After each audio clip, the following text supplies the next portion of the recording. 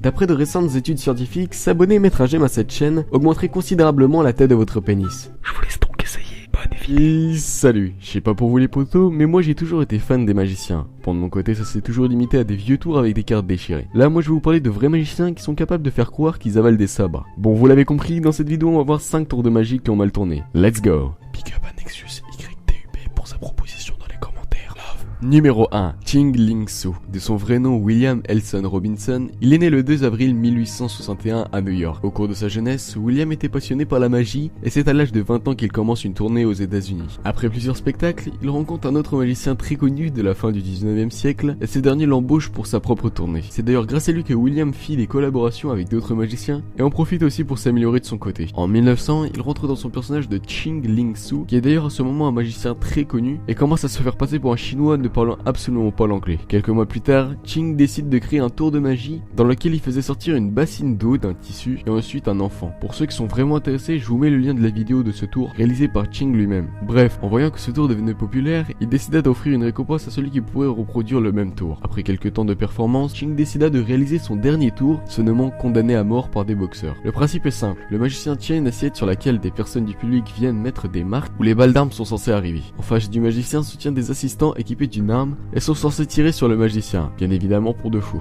Mais malheureusement, le 23 mars 1918, c'est alors que le magicien était en train de réaliser son tour que l'une des armes des assistants tira une balle dans la poitrine de Ching et ce dernier mourra un jour plus tard. Numéro 2, Charles Rowan. Il était connu pour être un magicien d'Afrique du Sud, principalement spécialisé dans les tours d'évasion. Les fans de Charles l'appelaient sous des noms comme Karl le Mystérieux ou encore Car le Magicien. Et était devenu connu en faisant des tours où il marchait sur des bouts de verre pieds nus ou encore avec un tour où il devait s'échapper d'une veste tout en étant menotté. Mais c'est en 1930 qu'il décide de tenter un tout nouveau tour extrêmement dangereux. Le principe était que Charles était attaché à une veste droite pendant que devant lui roulait son assistant en voiture droit sur lui. La voiture roulait à une vitesse de 70 km/h, ce qui laissait à Charles environ 15 secondes pour pouvoir s'échapper. Par la suite, je pense que vous l'avez deviné, le magicien n'a pas eu le temps de s'échapper et fut écrasé par la voiture. C'est donc devant les yeux de plusieurs personnes, dont des enfants, que Charles mourra instantanément. Pour ce qui est de son assistant qui conduisait la voiture, Charles avait juste avant le tour disculpé son assistant si cela devait arriver. Numéro 3, Shanaka Basnayak. Âgé de 24 ans, ce jeune homme était passionné de sensations fortes et de défis depuis son enfance. Un jour, il voulut réaliser une tentative de record du monde dans le but de rentrer dans le Guinness Book des records. Ce record consistait à rester le plus longtemps possible sous terre et était alors réalisé à ce moment par David Blaine. Mais n'étant absolument pas expert, Shanaka avait décidé de creuser une énorme fosse de 3 mètres sous terre pour pouvoir tricher pendant la tentative et avec l'aide de sa famille avait recouvert le trou avec de la terre et du bois. Quelques heures plus tard, la tentative commença et après plus de 6 heures sous terre, le jeune Shanaka fut déterré par sa famille. Mais au moment de découvrir son fils, la mère vit son enfant inconscient et décida aussitôt de l'emmener aux urgences. Malheureusement, le jeune homme fut déclaré mort et le pire c'est que le Guinness Book avait annulé ce record et en jugé que ce record était beaucoup trop dangereux pour que quelqu'un le tente. Numéro 4, Dr Vivian Hensley. À la base, Vivian était un dentiste vivant en Australie, plus précisément à Brisbane, et était âgé de 43 ans. À côté de son travail, avec l'aide de son fils, il s'amusait à pratiquer des tours de magie pour passer le temps. Au fur et à mesure du temps, Vivian apprit beaucoup de tours de la part de d'autres grands magiciens et il décida de créer son propre tour qui consistait à avaler une lame de rasoir rouillée. On pourrait donc se dire qu'avec son métier de dentiste, il était conscient des dangers d'utiliser de tels accessoires pour faire son tour. Eh bien apparemment non. C'est donc le 6 juillet 1938 qu'il décida de faire son tour, mais au lieu de suivre le protocole, il glissa la lame de rasoir dans sa bouche et cette dernière lui coupa la langue et tomba dans sa gorge. À ce moment, Vivian se retrouva pisser énormément de sang et sa femme lui donna à manger 2 boules de coton pour calmer son hémorragie. Là je me demande si c'était vraiment utile de faire ça. Au final, il fut emmené à l'hôpital. Une fois arrivé à l'hôpital, les médecins commencèrent à lui faire plusieurs analyses, mais malheureusement ne trouvèrent pas la lame en question, ce qui causa la mort du dentiste quelques jours plus tard. Numéro 5, Madame Delensky. Cette femme était adepte du tour appelé Gunstrick, célèbre tour dans laquelle le magicien et ses assistants doivent faire semblant d'avoir tué l'interprète à l'aide d'une arme. L'éligion de ce tour est assez simple vu qu'au final aucune balle n'est tirée au cours du tour parce qu'il est tout simplement impossible d'arrêter une balle à main nue. Mis à part bien sûr si vous êtes journaliste et que vous appelez Clark Kent, mais là c'est une autre histoire. Malheureusement pour les magiciens, ce tour a déjà fait environ une dizaine de morts à travers le monde. C'est donc à ce moment qu'on arrive au cas des Delensky. En 1920, les deux époux devaient réaliser en Allemagne ce tour pour le prince Schwarzberg-Schwangenshausen. Dans cette version du trick gun, Madame Delensky devait se mettre en face de 6 hommes armés et ces derniers étaient censés tirer sur la femme. En amont, le couple avait fait en sorte que les fusils soient chargés d'une cartouche de fusil totalement vierge, dans le but de faire juste une simple fumée. Mais l'un des soldats n'avait pas eu le temps de modifier ses balles et tira donc sur la femme au niveau de la poitrine, ce qui la tuait instantanément devant les yeux du prince et des spectateurs. Voilà ce qui conclut cet épisode. Comme d'habitude, s'il vous a plu, lâchez un énorme like et si jamais vous avez un sujet en particulier, mettez-le aussi dans les commentaires. Et pour finir, abonnez-vous pour ne rien rater et surtout merci d'avoir regardé l'épisode. On se retrouve pour la prochaine. Allez, bye les potos.